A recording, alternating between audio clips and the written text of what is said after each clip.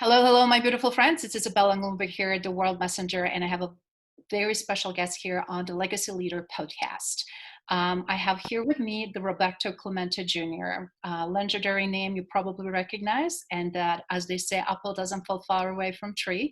And we'll learn what Roberto Jr. is doing these days and why he has such a powerful message to share to all of you. Roberto, welcome.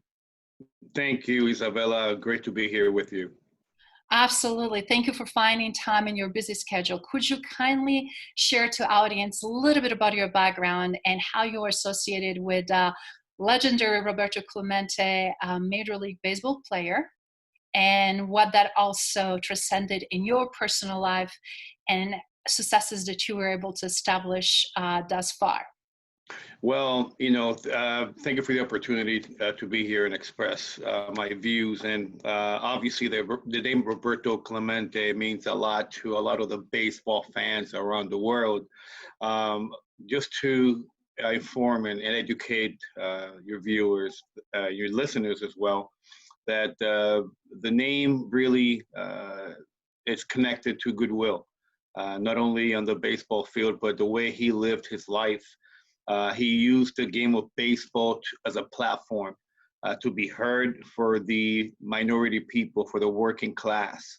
And he has a quote, which I'm very proud of, and is, since the first day that I walked onto a Major League Baseball field, I was not only representing my Puerto Rican people or the Black men, I was I was representing the working class and the minority and the injustice of our people. And he took that to heart. And he was able to become the first Latin American superstar to be able to voice his opinion against racism, against any type of injustice that he would see. And he was outspoken about it. And that really polarized and galvanized our people when he had the opportunity to show the world what type of baseball player he was in 1971. And in live broadcast television, he said, before I say anything in English, I need to say something in Spanish to my people of Puerto Rico and my father and mother. And that's what he did. He proceeded to speak in Spanish in live broadcast, and people from all over the world that spoke Spanish stopped and said, "What is this guy doing?" For the first time, they had one of theirs right there on top of the mountain talking to them directly. And from that point on, people knew who he was and who he represented. And today is very valuable of a lesson in who we are as human beings. Wow, that is amazing upbringing and great story and great start of the legendary actions. And then when you mentioned it happened in the 71, how interesting, how many years later we see relevance and importance to reflect on, right? So do you mind sharing? I mean, you did some amazing work. I know it's been very hard growing up without the father and specific gorgeous role model. And unfortunately, the way he lost his life by trying to help and support others and delivering humanitarian efforts to Nicaragua, I believe, right?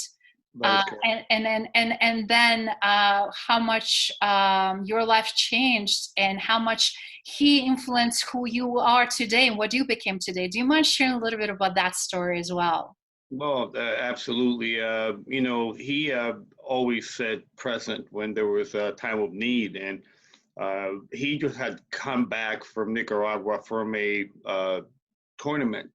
It was a goodwill tournament in Nicaragua, and he befriended so many people there. So, and then it was December 24th where the earthquake hit Managua, and 100,000 people immediately were displaced, dead. The whole capital was gone, and he had sent some aid to Nicaragua, and he was getting the feedback and that nothing was getting to the people he was sending it to. So he decided to New Year's Eve, decided to fly out. And unfortunately, there was a lot of complications that day, but the plane was overloaded. Everyone was off. It was a holiday in Puerto Rico, but it didn't matter to him. He needed to get the people that needed the aid, and decided to break through the militia line that was taking over at the airport. And the plane went down a mile and a half after takeoff. And as I say that day that baseball lost a hero, society lost a great activist, but that day a legend was born. He really became a true hero for living his life and dying the way he did. And today we still celebrate him after all these years, and people still have so many stories how he touched them. Even without meeting them, it's amazing how you can really transcend the sport just because of a touch of humanity that you have for others. And it's something I believe it should resonate for a lot of us today, and how we should be acting and how we should be treating each other and be able to take care of each other. That is so beautiful, and an amazing thread of so many values there, as you shared. Roberto, what I'm also seeing is obviously had a big shoes to fill, and things you've been continuously doing to help your mother, to help your siblings, but also to carry your father's legacy, and then also build your own. And you did so many amazing things thus far to this pivotal moment where we're finding ourselves, and our paths crossed multiple times. And I'm so glad we have again opportunity to depict the history and repetition of some historic events, and the knowledge and wisdom that we also can craft something absolutely beautiful in months and years to come. So if you don't mind just touching on how his legacy also helped you to carve your legacy, and everything you've been working on to this point, and then how you now pivoting and leverage that with the movement that we're seeing that is absolutely necessary where we're at right now in the United States and other parts of the world. Izabela, I truly believe that we are a product of our home environment, our beliefs as our ancestors, and how tightly as a family we can protect who we are as a unit. The last name that you carry is actually a legacy you're leaving behind. I am so grateful today, growing up, not as much, of having a last name that can open doors because of the legacy that my father left us. Mm. I am very fortunate that I have a parent that people looked up to. I mean, the stories are endless when you talk about like a Michael Jordan and a Wayne Gretzky, and I mean, Muhammad Ali, that the respect they have for my father is amazing. President Obama, I mean, you go down the list of people that he touched, is truly a overwhelming feeling when just people are telling you in your face that them growing up wanted to be him. So for me, growing up, it was very, very tough to fill those shoes. I missed him dearly because I was 7 years old when I lost him. So I grew up in a one-parent home with a lot of questions that I had, and many times trying to figure out who could understand my situation, who could relate to what I was going through. And unfortunately for me, I understood the power and I guess the meaning of my last name for a lot of people.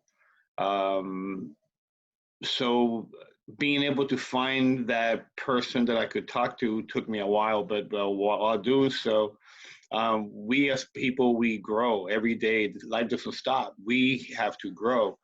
And even with a big loss and a lot of traumas that I suffered as a child, his guide, his way of living, his lane as a human being even though I personally was going through a lot of turmoil, a lot of, growing pains, if you will, that lane actually surprisingly just kept me in one spot, in which is actually our culture as a family, which is actually of helping, of being able to be of help and helping others. And that is the one thing for me that kept me alive all my life, was actually that feeling of just being able to give, and be able to see that you're helping.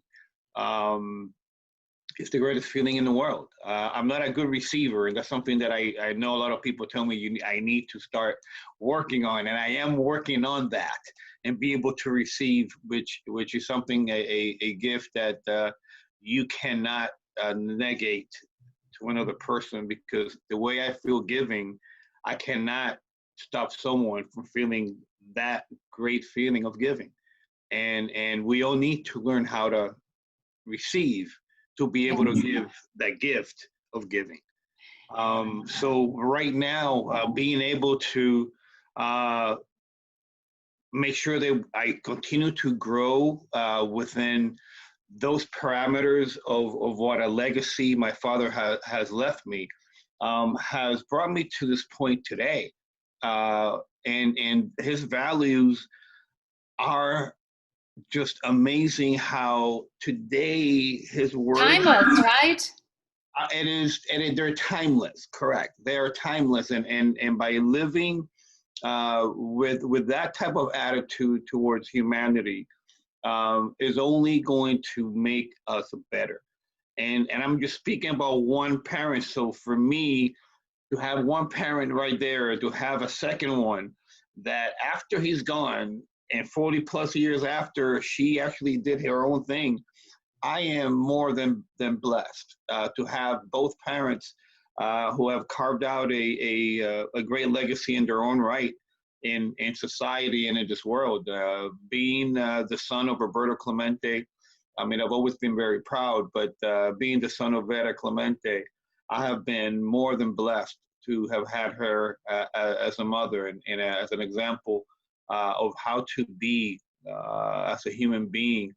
I never, people walked over my mother. I mean, I saw horrendous things, and she never had one word, always a smile, always praying for people. And her laughter, I mean, her laughter was contagious, and she spread that laughter all over the world. And people today are in awe that she's gone. This last November, but we're celebrating her, and God knows what He's doing, because my mother was such a scary cat when it comes to earthquakes and thunderstorms. She had many life experiences as a child. Family members with lightnings and getting struck by lightning and so forth. And so she was very scared of those things. But right before, when she passed, um, this year started with a bang, with obviously all the fires and everything, with the climate change happening around the world. But then you have, 2020. What a year! We're not even halfway there. Yes, I yes. remember it's a page turner. Um, all I can say is this: God knows what He's doing. 2020. What does 2020 mean? 2020, when we talk about vision, is actually, we now see very clearly where we have been as humanity, as society. In 2020, we're now seeing, everyone is seeing what's been happening for a long time, and now we can all see. Now we No can. denying anymore. Now it's no more anymore hiding, right? No, 2020, what a year. Now we can all see. Now we can all hear. So we see clearly as human beings, as a nation. So now we can all see. Now we can talk clearly, okay, with no veils and no walls. Now everyone sees everything. Let's sit down and have that conversation. Yeah, it's a definitely year of transformation and year of letting go of old stuff that don't serve us, and raising consciousness of humanity and doing things better, because we cannot anymore continue the way we did.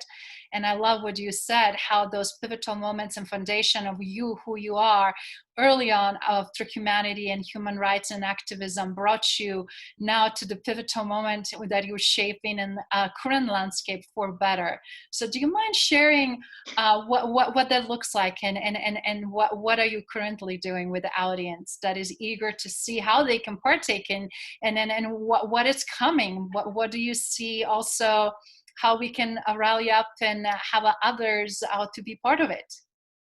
I can tell you, Izabela, that there are so many symptoms. Okay, everything that we see, the police, that's one symptom. I mean, from the systemic racism that has been going on all my lifetime. So those symptoms, we need to figure out how to put out those fires, but obviously we need to get shovels to dig in deep to where the root of the problem is. Absolutely. But we can start working. We can start working both ways. We need to start working both ways. Obviously, being able to start just untying that. It's like a plate of spaghetti. You know, where you don't know where it ends and where it starts, right? So you need to figure out where it starts, and we need to find that root, and we need to dig and take it out from. I mean, just leaving nothing, no cancer, nothing left. It's going to take some time, but let's start with the biggest problem that sparked this today, which is actually police. The unions have to really take conscience of what they're doing when they're protecting their members for murder. That should draw a line right there. We do not need to even have that conversation. That has to stop. They have to abolish those clauses in the collective bargaining agreement, be able to take those elements out of there, because and immediately what I am proposing is that if there's an officer that is a witness of another officer committing a crime, that officer has to be an officer and arrest that criminal, because he becomes now a criminal immediately. And it's not about, no, because if you don't, you now are part of that crime. No complacency anymore, no excuses, and no more being on the sidelines. We have to react. We have to act in a proper ways. Obviously, not reaction to create a more conflict, but to find a solution, and not to accept the poor behavior. I absolutely agree. It is very simple. I mean, if you, as an officer, cross the line and become a criminal, like criminals, you should be arrested right then and there. That's number one. Number two, once you cross the line, you lose your pension, because that is actually where they hit the most, and they only care about their pension. If their pension is involved, then and their families will be affected by their actions or non-action, and they will lose their pension by not doing the right thing. They will do the right thing, because I'm telling you, that is what they're working for. Okay, the security of having a pension when they retire, and their families, and that pension should go into a program to help the communities where they're being affected, and the families that they actually affected if someone has gotten hurt or killed. It's unfortunate that always has to be some financial or similar types of gain or lack of or loss in order for people to do the right thing. You would think with the type of ownership and doing the right thing, no matter what, who is watching or not watching, and higher quality of leadership, and just the desire to do your job exceptionally well and the best you can, should be enough of great motivator. But we're fortunately seeing, when we tolerate, when we accept, when we get away with so many things, how quickly morals, the quality of work, performance, everything gets snowballed and affected. And as a result, damage that is so hard to repair for 400 plus years, right?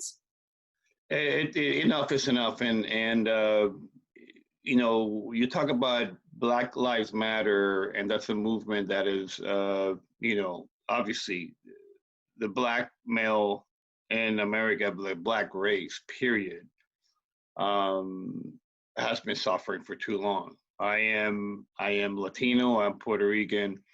I consider myself a black man because that's who people see when I'm walking out the street. Mm. I have been um, beaten. Profiled.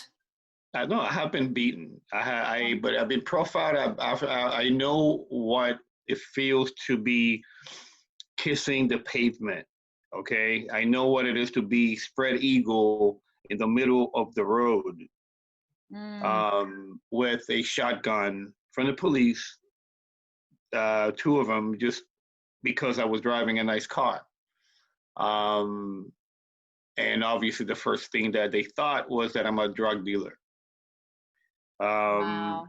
and because I had signed a contract, I was a professional baseball player.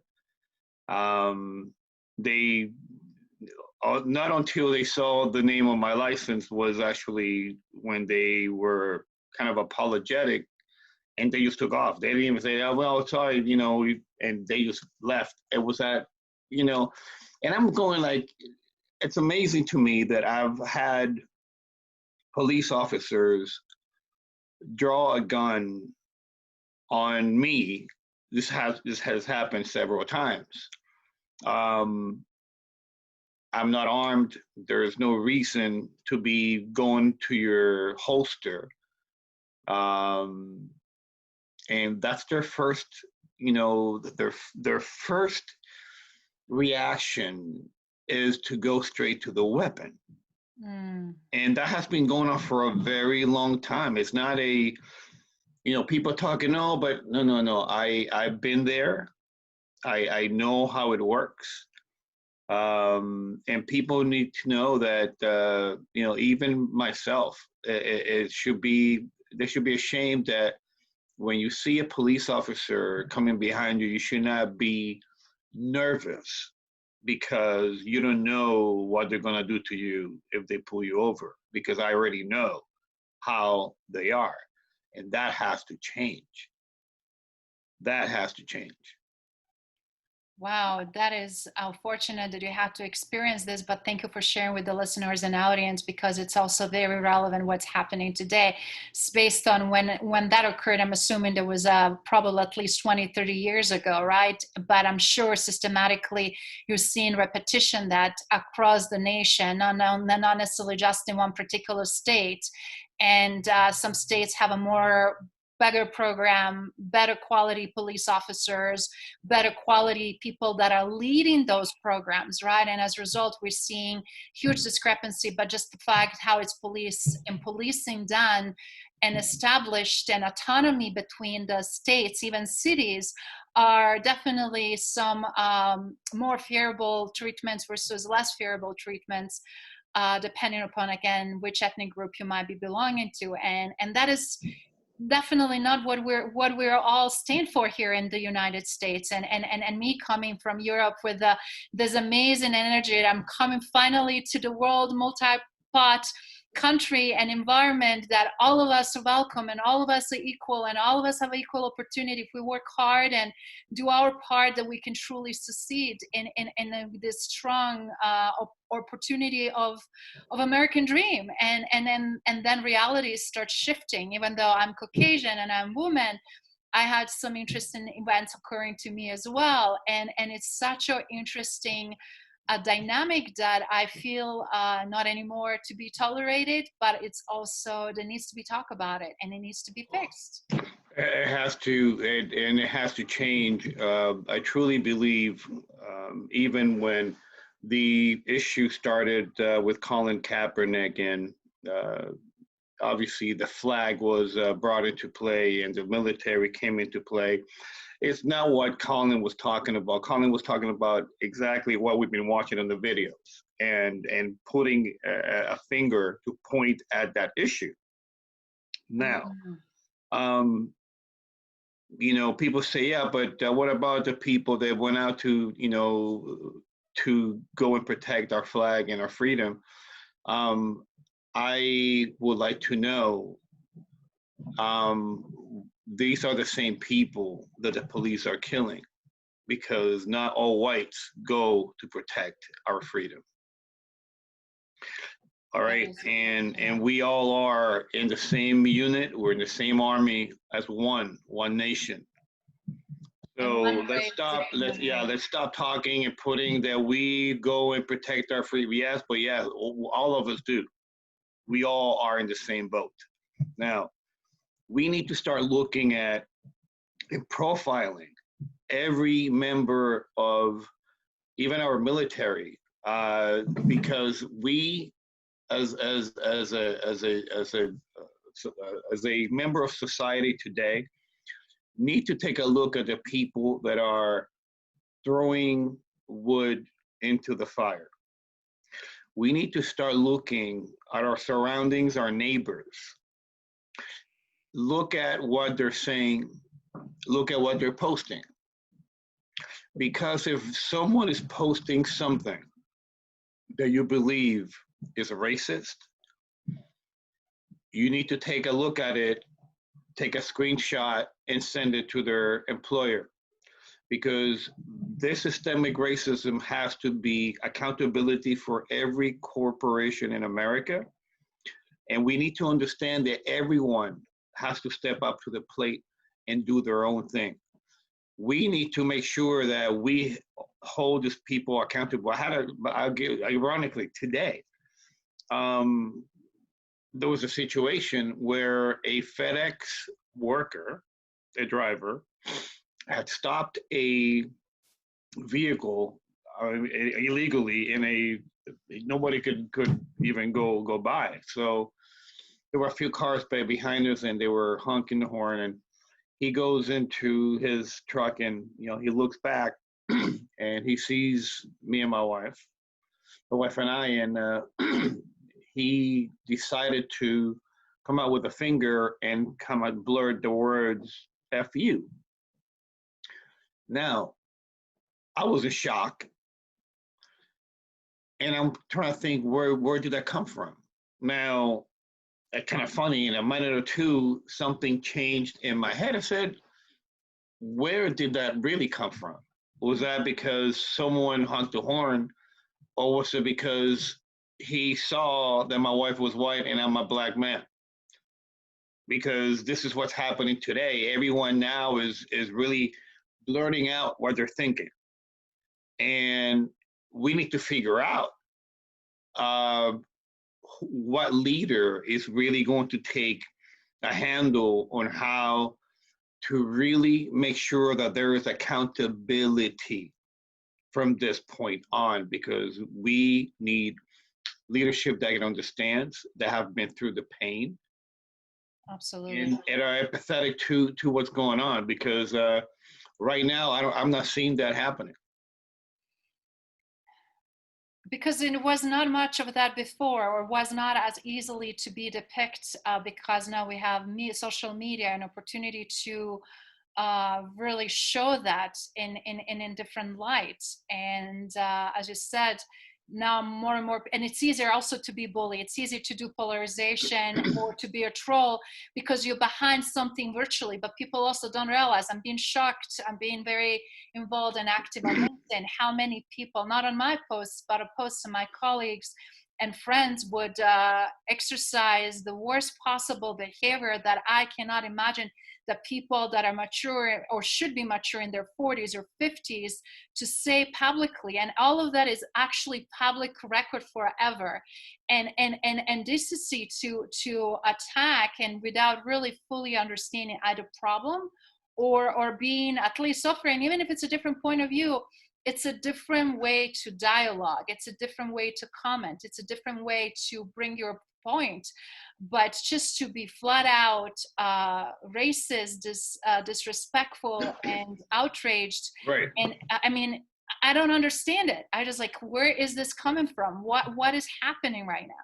Well, that is the problem, and I believe the problem starts at home, and children are born with not a hair of bigotry. Absolutely. That is actually from home.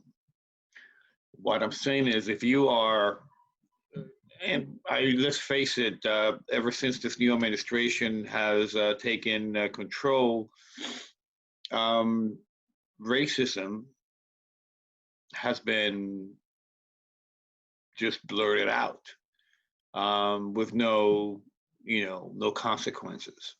Um, so I truly believe that people are in a safe space to be able to speak the way they're speaking, to act the way they're acting. Mm-hmm.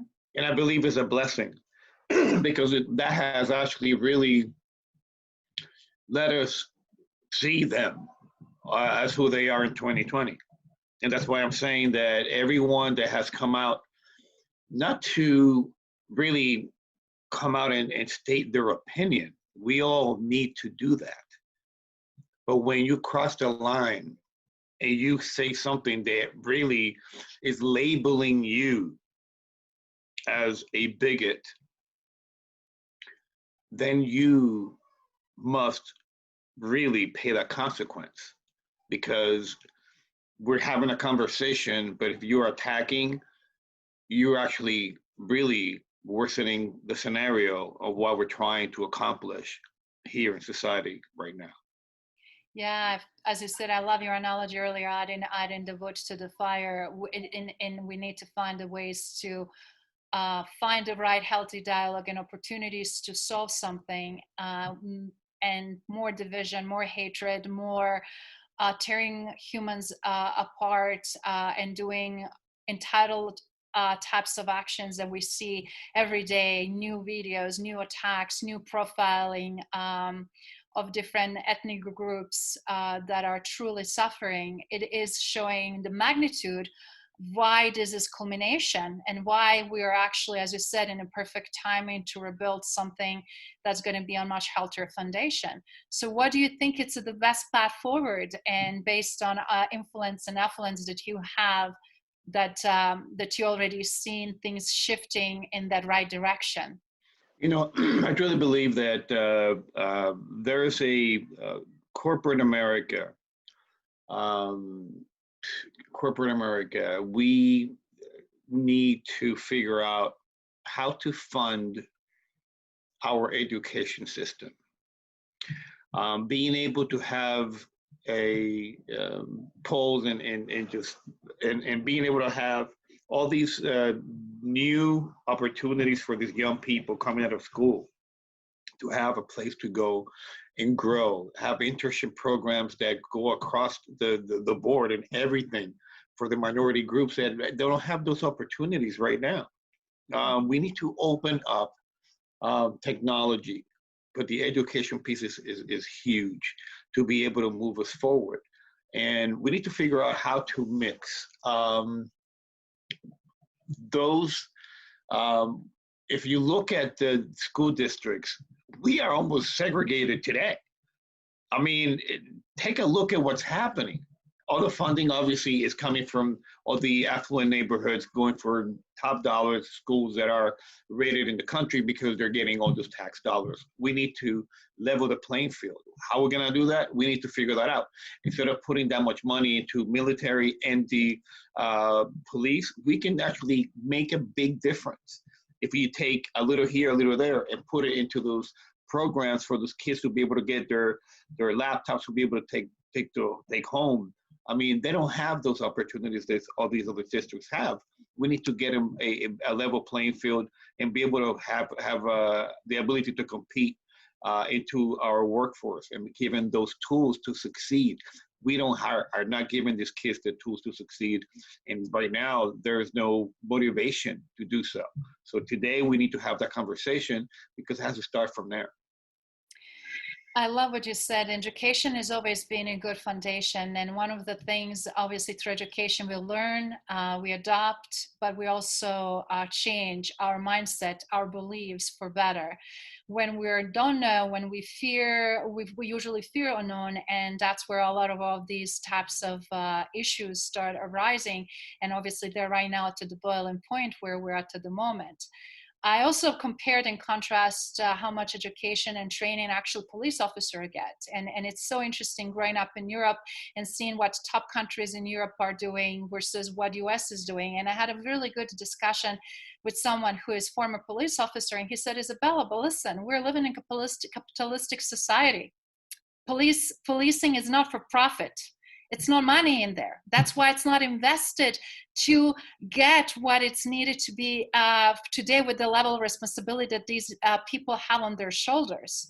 As a result, we're having all these incidents and issues, and not necessarily also we're getting the best talent to be in policing, not necessarily getting the best talent to be also in the military. And as a result, we're having snowballing effect with all of these stuff because we don't have enough. Not necessarily they don't have a training, but we don't have enough of type of training that builds up the character, the leadership, and undoes all this negative environmental doing that happens due to living in wrong neighborhood or having these conflicts in upbringing that you know that you cannot anymore exercise and practice in the real world from what you've been exposed to as a young adult. And now we are all adults and we can choose better. I mean, if we always go based on, oh, this is how I'm raised, then we also need to start looking at it. I was like, yes, but is this really serving me? Do I truly believe this? And also, is this something I can truly continue carry on?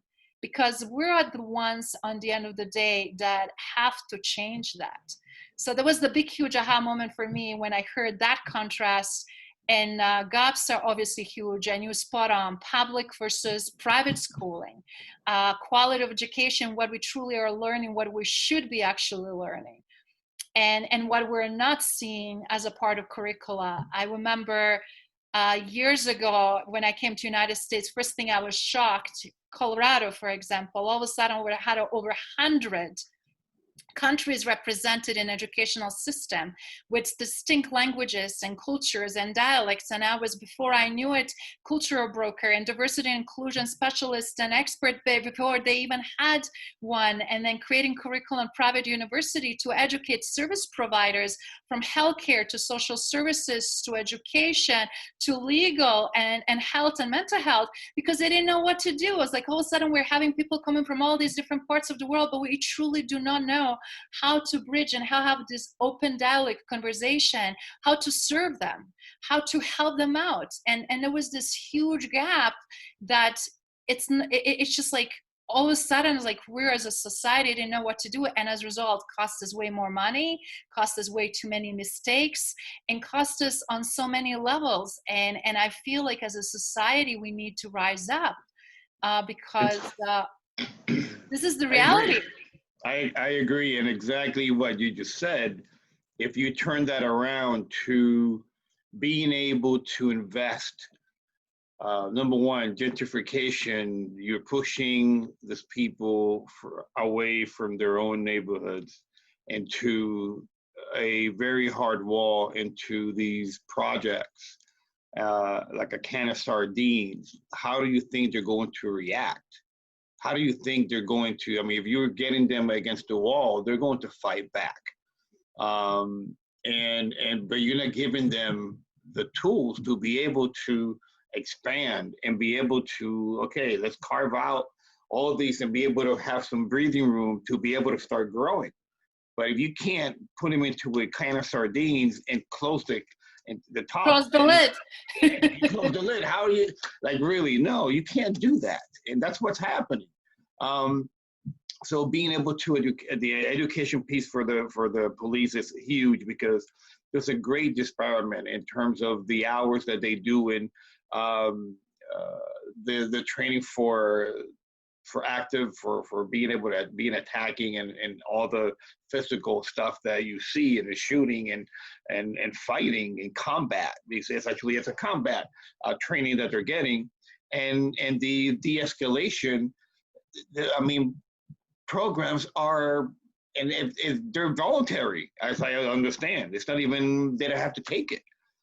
So it's really scary to understand that they're training soldiers instead of members of our community to be able to serve our communities, and not look at them as criminals as a whole, general way, because that's the way they're looking at everyone right now in those neighborhoods mostly. So yeah, we need to figure out how to make them accountable for not doing the right thing when they're out there, and there's no reason why not to change that immediately, because that will change their actions immediately if they're hit with the pension on being charged as the criminal that just broke the law.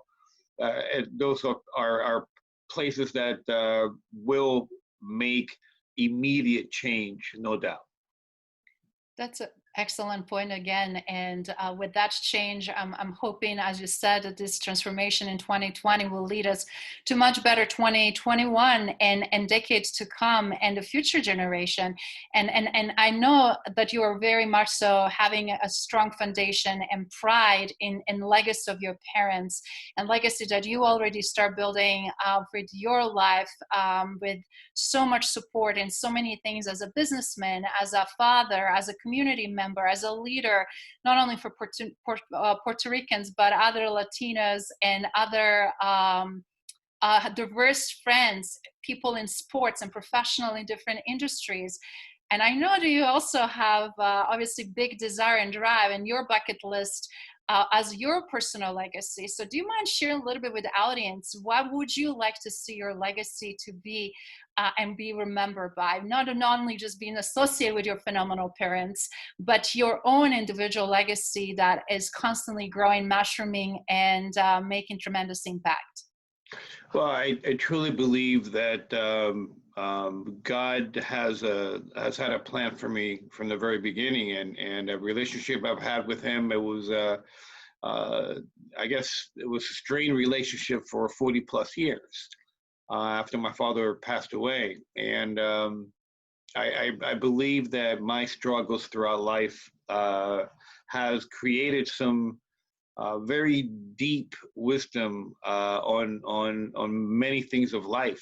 Being able to share my story, being able to now that I have a son who's turning 2 in a few days, to give him the gift of a legacy, and we all can do the same thing, but being able to inspire people to think of their own life as a path of a legacy to your children, being able to write their future with prayer, and being able to really connect their hearts to what's happening in society.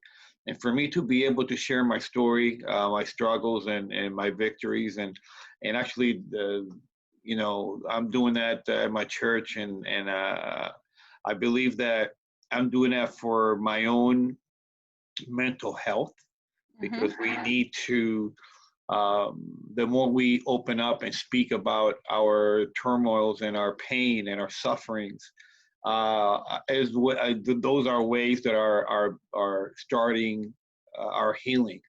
It's the only way we can start healing. And that's what we need to do as society. And I hope that people can take that step of being able to take a look at what your root issues have been and what you're carrying around, and become a better person by being able to dig with those shovels within you first, get to those roots, and start that transformation within, to be able to then affect everyone around you, and hopefully do the same, so we can become a better community, a better world. That is so beautiful. And I can say how much I can relate to that, because all of our suffering and experiences both of us had in very contrasting world. For me, from former Yugoslavia, surviving war, genocide, torture, war trauma, obviously, working with refugees in Sweden, and then also here in the United States, from all over the world, over 100 countries, rehabilitation of torture survivors, that also experience human trafficking, rape victims, war, or trauma, you name it, and then now trying to establish in this country, and then now we're seeing these issues that's just bubbled even more so. it's a very important aspects to remember what humanity is all about, but also what humility is all about. How do we relate on human level, and how to go back to the human touch that we kind of lost it or shuffled, of what's important, right? And I love what you said. Sharing the stories is a part of healing process, but a lot of times we see people, oh, he's a successful businessman, he is a father, he's a family man, he is the son of such and such, but people never see the journey, what took you, how much blood, sweat, tears, pain, and suffering to get there. And a lot of times people just share successes, and they don't share the process, what happens in that sandwich in between of all of those nights and all of those long hours and all of those commitments to yourself to pick yourself up, and when it's nobody there to really give you hands, and just You're to know. invisible. You are invisible. And the thing is that people, when you become visible, that's when people notice you. But when you are there in the struggle, who's there for you? That's exactly what you're talking about. And this is a thread that we all have, that we all been there, and we understand that same language. And that's why I believe that we're in the right path here. Being able to put our stories together, to be able to put our foot forward, to be um, authentic, and not have any type of, being a hypocrite is something that I truly detest. And we need to stop being hypocrites and being hypocritical. If you don't like something, you should sit down and say, I don't like this, and this is why. It's the only way we can have that conversation, because if you don't say why, I mean, you're hurting yourself, you're hurting your family, you're hurting society. Simple as that. So let's have the conversation. And you'll be very pleasantly surprised of how the words can change your heart. That is so powerful. That is so beautiful. Do you have any other words of wisdom or any action items, or how audience and listeners can engage before? Wow, I can tell you, Isabella, I think that what you're doing, I believe having these moments of conversation is what we all need to do, and be able to invite more and more. And if you hear someone that has a different type of perception or a different type of argument, please invite them and have a sit down to be able to understand. And the most important thing is listen, and bite your tongue. Just listen until they're done. Just let them vomit whatever it is that they have inside. Let them free themselves of that, because it's going to help them and it's going to help you understand them. Okay, and from that point on, you can now do the same, and now we can have a clear understanding of who we are.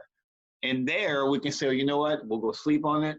And while you're sleeping, all kinds of stuff is going to come for a beautiful unification of our relationship, because you are now going to be vested in understanding how to make that better. That is so powerful. That is amazing gift, actually. And I agree with you, but everything starts with willingness to have a dialogue. You will be surprised how often people don't want to communicate, or how they will hide behind it, or will tell you snippets here and there, or just simply say, I don't want to talk about it. And the reality is that is just a state where that shows immediately how they're hurting and how they're hurting others. And you spot on, by avoiding stuff, by pretending they don't exist and not addressing elephant in the room. It's just we're gonna get suffocated, and right now we need to help all of those hurting souls and help them to find the path forward, and help them out to heal. And I know we can't disclose all the details, but I'm super excited about some amazing stuff you are doing, and they're in works, and opportunity to be part of the journey and be the witness and be contributor and being your cheerleader and supporter, because I know how authentic and real and open-minded you are, since first time we met, and it's just so beautiful to revisit and see the progress, but it's also to see people like yourself so unselfishly willing and ready to continue to support and be there for others. So thank you. I feel like this is the year of service more than ever, year of true, genuine human connection, where a way of true, real emotional vulnerability, where we can really say, you know, I understand maybe this is how you feel, but this is why I feel the way I do, and not having this blame and manipulation and anger and destruction and frankly hate and all the incidents that we're seeing that could be prevented, because when you, as you said, very suppressed, explosion sooner or later happens, and then and everybody's now, you know, vulnerable in a different ways. So changes how we walk on the streets these days, changes who we run into, how we say hello to, who we keep eye contact with, changes how we interact around with people, because everybody's wearing now masks for most part, so you really don't know much about who is behind that, Correct. and it is just really scary times on many levels. But also one thing I feel like your body, your energy introduce you way before you say the word, the way you carry yourself, and you can really depict very quickly who is coming from which direction, and it's so beautiful that we, despite all of these barriers, can still connect on such a deep human level. No, absolutely. Amen to that. And we need to make sure that we don't forget that we are we are marching, we're protesting on these streets of America. And that there's an undercurrent that we're not talking about, but it is part of this whole movement, because enough is enough. And we have the opportunity now to, once this starts changing, be able to bring up everyone else that has been left without a voice. And I'm talking about, there's all the immigrants that have disappeared, that the cases have never been seen or heard of. You know, there's a lot of Latinos that disappear every single day. There's 4 or 5 times more than the African Americans that have been, the Black people that have been killed. But this is all part of the whole systemic issue that, thank God for what's happening in social media, and now they can't hide. You have everyone with a phone, and being able to show the images of what's happening. People need to continue doing so, and hopefully we'll never have to go through this again. Thank you. That is phenomenal closing, and I really appreciate your time and efforts, and again, desire to make impact, which you already do, but desire also to help others to know the people like yourself exist, and opportunities to do work together and make a tremendous change. So thank you for all of your great efforts, and it was absolutely pleasure to have you today on the show. And dear listeners and people that are watching this, just so you know, this is just beginning. You guys are going to hear so many lives on LinkedIn and Facebook with this tremendous, phenomenal man, and other individuals that we'll be having regularly, because I wanted to just introduce you to somebody who is absolutely making tremendous change and impact, and we're going to hear from him more again. Thank you, Izabela. God bless. I'm looking forward to working together on this. Absolutely. Likewise. Thank you very much.